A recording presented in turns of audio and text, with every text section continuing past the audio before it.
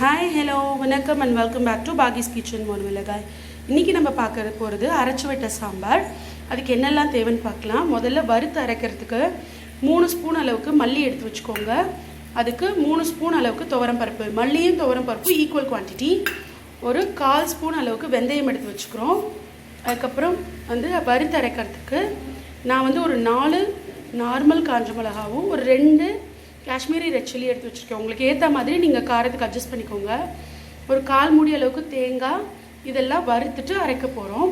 அதுக்கப்புறமா வறுத்தரைச்ச சாம்பாருக்கு சின்ன வெங்காயம் என்றைக்குமே சூப்பராக இருக்கும். நல்லா சின்ன வெங்காயமும் பரங்கி பிஞ்சு கிடச்சிது, அதனால் அதையும் நான் யூஸ் பண்ணுறேன். அதுக்கப்புறம் புளி கொஞ்சமாக ஊற வச்சுக்கணும்.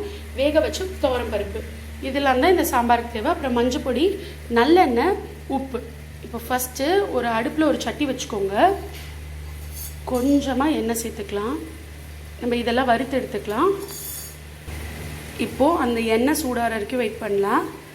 சூடானோடனே இந்த மல்லியை சேர்த்துக்கலாம். இந்த வெந்தயம் சேர்த்துக்கலாம். நான் பருப்பு வேக வைக்கும் போது ஒரு 4-5 வெந்தயம் சேர்த்துப்பேன்.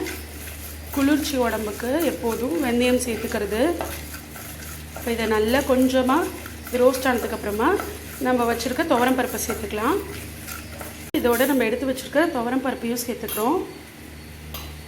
சேர்த்துட்டு இதெல்லாம் கொஞ்சம் கலர் சேஞ்ச் ஆகிற அளவுக்கு வதக்கிட்டு அதுக்கப்புறமா நம்ம காஞ்ச மிளகா சேர்த்துக்கலாம். ஒரு 1 மினிட் அளவுக்கு வதக்கிக்கோங்க.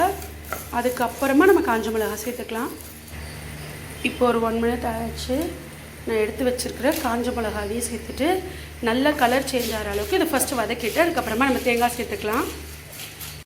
நல்லா இது ரோஸ்ட் ஆக ஆரம்பிச்சுட்டு நம்மளோட மிளகாவும் இந்த பருப்பும் கலர் சேஞ்ச் ஆகணும்.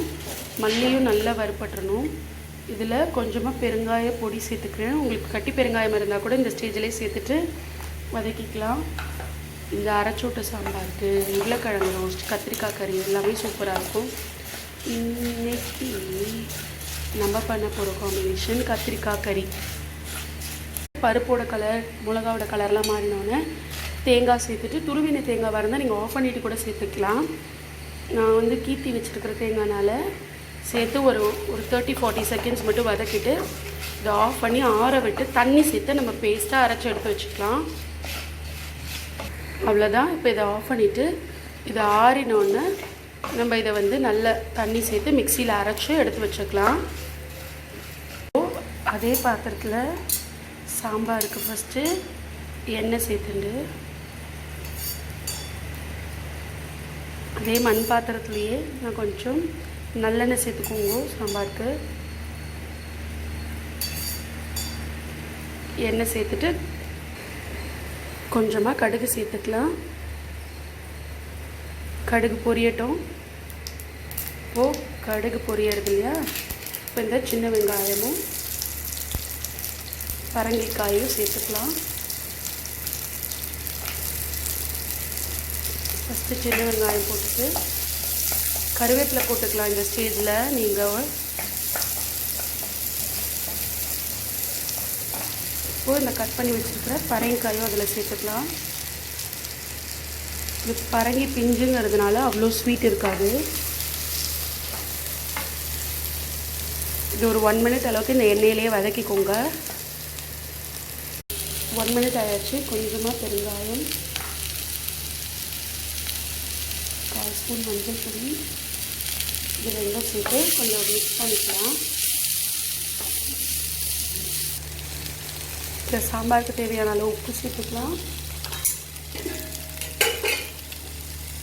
அப்புறம் ஒரு 1/4 டம்ளர் அளவுக்கு மட்டும் தண்ணி சேர்த்து இந்த வெங்காயமும் இந்த பரங்கிக்காயும் கொஞ்சம் வேகிற அளவுக்கு இது வேக விட்டுக்கலாம். மூடி கூட வச்சு வேக விட்டுக்கலாம்.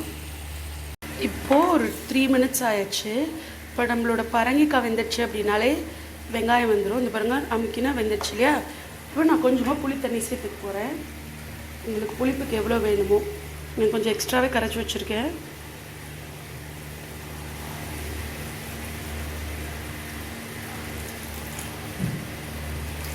ஒரு குட்டி நெல்லிக்காய் சைஸு புளி சேர்த்துக்கோங்க.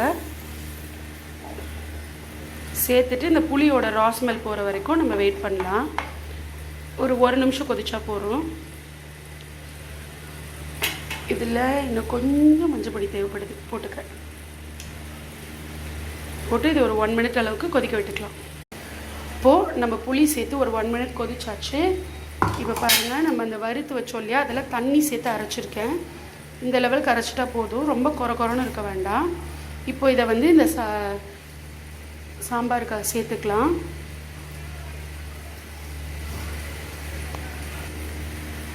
இப்போது இந்த பேஸ்ட்டும் சேர்த்துட்டு ஒரு 1 மினிட் அளவுக்கு கொதிக்க விட்டுக்கலாம். உப்பு காரம் எல்லாமே இப்போ செக் பண்ணிக்கலாம்.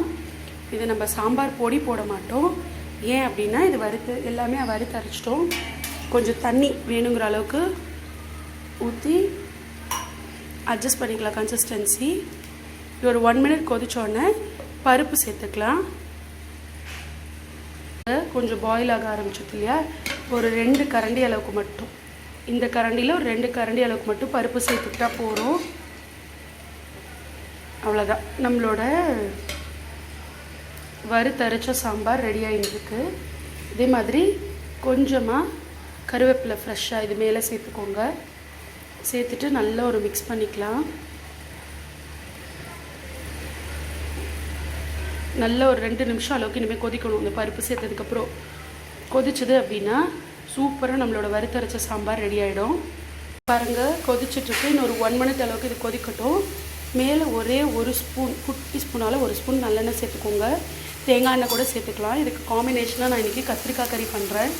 இதுக்கு உருளைக்கிழங்கு கறி, சேப்பங்கிழங்கு கறி எல்லாமே சூப்பராக இருக்கும். ரோஸ்ட்டாக பண்ணோம் அப்படின்னா கொஞ்சமாக மஞ்சள் பொடி சேர்த்துக்க, எண்ணெய் சேர்த்துட்டு கடுகு ஜீரகம் சேர்த்துட்டு கத்திரிக்காய் சேர்த்ததுக்கப்புறமா கொஞ்சம் மஞ்சள் பொடி சேர்த்துருக்கேன். உப்பு சேர்த்து மூடி வச்சு வேக வைக்க போகிறேன் கொஞ்சம். இப்போது இந்த கத்திரிக்காய்க்கு தேவையான அளவு உப்பு, கத்திரிக்காயில் நிறைய உப்பு பிடிக்காது, கொஞ்சமாகவே சேர்த்துக்கலாம். உப்பு சேர்த்துட்டு இதை நல்லா ஒரு மிக்ஸ் பண்ணி மூடி போட்டு ஒரு 2லேருந்து 3 நிமிஷம் அளவுக்கு வேக விட்டோம் அப்படின்னாலே கத்திரிக்காய் வெந்துடும். இது ஒரு சிம்பிள் கத்திரிக்காய் கறி. இப்போ நம்மளோட அரச்சூட்ட சாம்பார் நல்லா கொதிச்சாச்சு, ஆஃப் பண்ணிக்கலாம். இப்போ இதை மூடி போட்டு ஒரு 2-3 மினிட்ஸ் வேக விட்டுக்கலாம். ஆஃப் பண்ணினதுக்கு அப்புறமாவுமே நமக்கு இந்த மாதிரி கொதி வந்துட்டுருக்கும். மண் சட்டிங்கிறதுனால கொஞ்சம் நேரம் ஹீட் ரீட்டைன் ஆகும். இப்போது இந்த கத்திரிக்காய் ஒரு 2-3 நிமிஷம் வெந்ததுக்கப்புறமா காரப்பொடி போட்டுட்டு ஓப்பனில் ஒரு 2 நிமிஷம் ஃப்ரை பண்ணி எடுத்துருவேன். இது சிம்பிள் கத்திரிக்காய் கறி, அதனால் நான் இதை ஃபுல்லாக காட்டல உங்களுக்கு. இப்போது இதை ஆஃப் பண்ணிவிட்டு அப்போயே கொதிச்சிட்ருக்குல்ல, மேலே இன்னும் கொஞ்சம் கருவேப்பிலை ஃப்ரெஷ்ஷாக சேர்த்துட்டு இது பண்ணிடலாம். ஹோப் உங்கள் எல்லாருக்கும் இந்த அரச்சூட்ட சாம்பார் வீடியோ பிடிச்சிருக்கும், இந்த ரெசிபியும் பிடிச்சிருக்கும் அப்படின்னு நம்புகிறேன். மறக்காமல் நீங்களும் உங்கள் வீட்டில் ட்ரை பண்ணி பாருங்கள். இதுக்கு வந்து கத்திரிக்காய் கறி, உருளைக்கிழங்கு கறி, வாழைக்காய் கறி, சேப்பங்கிழங்கு கறி, சேனக்கிழங்கு கறி, அப்பளம் எல்லாமே சூப்பராக இருக்கும். ட்ரை பண்ணி பார்த்துட்டு எப்படி இருக்குது அப்படின்னு எங்களுக்கும் சொல்லுங்கள். மறக்காமல் கமெண்ட் பண்ணுங்கள். உங்களுக்கு இந்த வீடியோ பிடிச்சிருந்தது அப்படின்னா லைக் பண்ணுங்கள், ஷேர் பண்ணுங்கள், கமெண்ட் பண்ணுங்கள். இது வரைக்கும் நம்ம சேனலை சப்ஸ்கிரைப் பண்ணல அப்படின்னா சப்ஸ்கிரைப் பண்ணிக்கோங்க. தேங்க்ஸ் ஃபார் வாட்சிங் திஸ் வீடியோ. இன்னொரு இன்ட்ரெஸ்டிங்கான ரெசிபியோடு உங்களை சந்திக்கிறேன். Tata, bye bye.